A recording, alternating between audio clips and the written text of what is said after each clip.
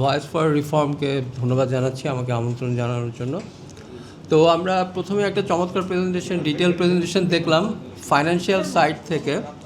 তো এই অনুষ্ঠানটার শিরোনাম যদি আমি দেখি তাহলে এটা বলা হচ্ছে যে অর্থনীতিতে বহুমাত্রিক যে প্রভাব সেটা মূল বিষয়টা। তো আমি সেই বহুমাত্রিক বিষয়ের যেই মাত্রাগুলো এখনও হয়তো ওরকমভাবে উঠে আসেনি সে কয়েকটা আমি খুব সংক্ষেপে বলবো আর কি। তো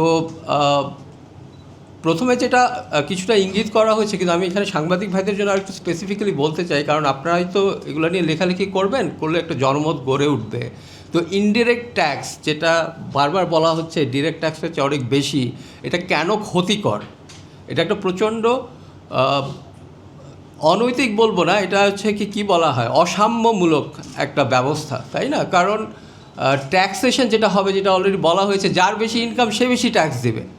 কিন্তু দেখেন এই ইনডিরেক্ট ট্যাক্স যখন ট্যাক্স দেওয়া হচ্ছে, একটা রাস্তার ভ্যান চালক যে ট্যাক্স দিচ্ছে একটা সাবান কিনতে, যে আমাদের ফাহিম মাসুর ভাই বা একজন কোটিপতি ব্যবসায়ীও কিন্তু তাই দিচ্ছে।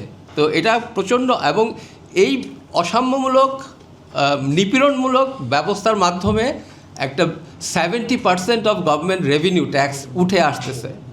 তো এটা একটা প্রচণ্ড রকম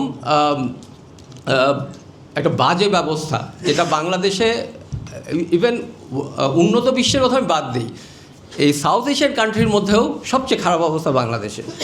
তো এটা নিয়ে ব্যাপক জোরে সোরে একটা জনমত আসলে গড়ে তোলা উচিত, যাতে এই ব্যবস্থা থেকে আমরা সরে আসি।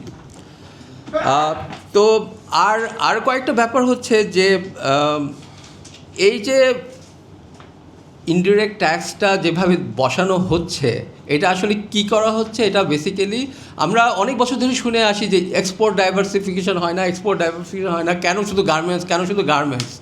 তার একটা বড় কারণ হলো এক্সপোর্ট ডাইভার্সিফাই করার জন্য যে আগ্রহ বা ইনসেন্টিভ সেটা তো নাই। কারণ আপনি একটা বিপুল পরিমাণ ট্যারিফ বসিয়ে রেখেছেন দেশীয় ইন্ডাস্ট্রিকে প্রোটেক্ট করার জন্য। এখানে একটু আগে আমাদের একজন ভাই বললেন যে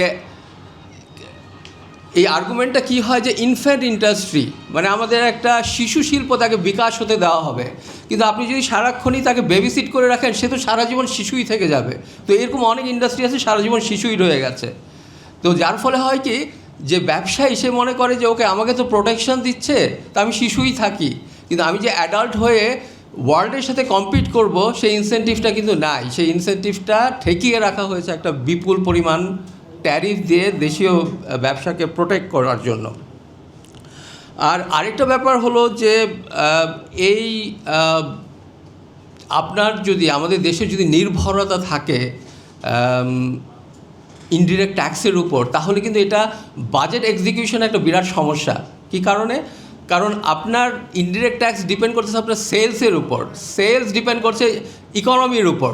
তো ইকোনমির অবস্থা যদি খারাপ হয়ে যায়, আপনার ফিসক্যালের মাঝখানে বাজেটে টান পড়বে, তখন আপনি কি করবেন?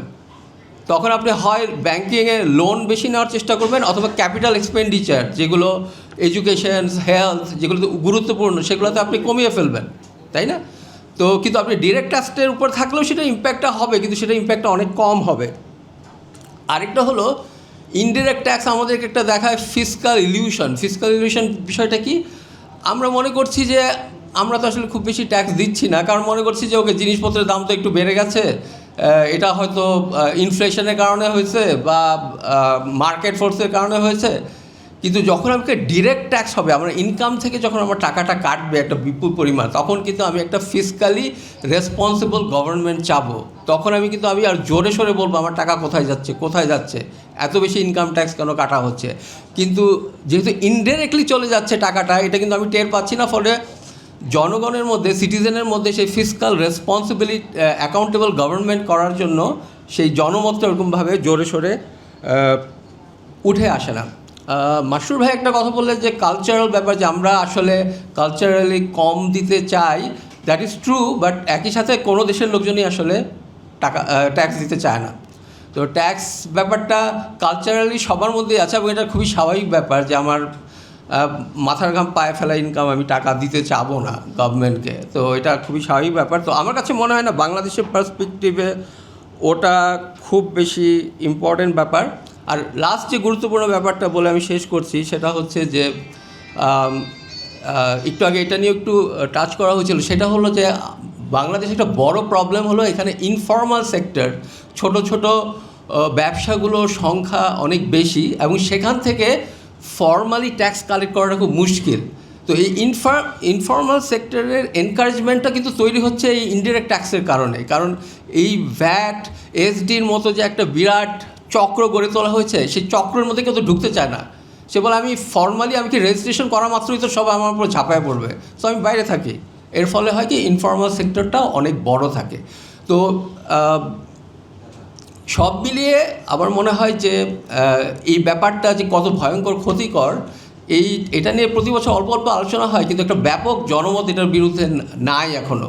তো এবং সেটার দায়িত্ব আমাদের এই সাংবাদিক ভাইদের, আপনারাই লেখালেখি করবেন বেশি, আমার মনে হয় আরও জোরে সোরে এবং এটার ভয়ঙ্কর দিকগুলো আরও প্রকটভাবে আপনাদের তরফ থেকে উঠে আসা দরকার। ধন্যবাদ।